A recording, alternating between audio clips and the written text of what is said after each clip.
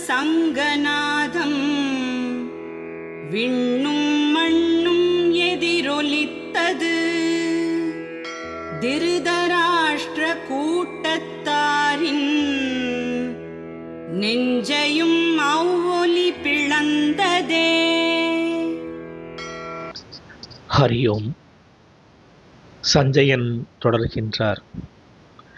பாண்டவர் படையின் சங்கொலிகளும் பேரிகைகளும் கொம்புகளின் ஒலியும் தாரை தப்பட்டைகளும் விண்ணுக்கும் மண்ணுக்கும் எதிரொலித்தது என்றும், அந்த பேரொலியானது திருதராஷ்டிர கூட்டத்தாரின் நெஞ்சை பிளந்தது என்றும் 2 கருத்துக்களை முன்வைக்கிறார் சஞ்சயன்.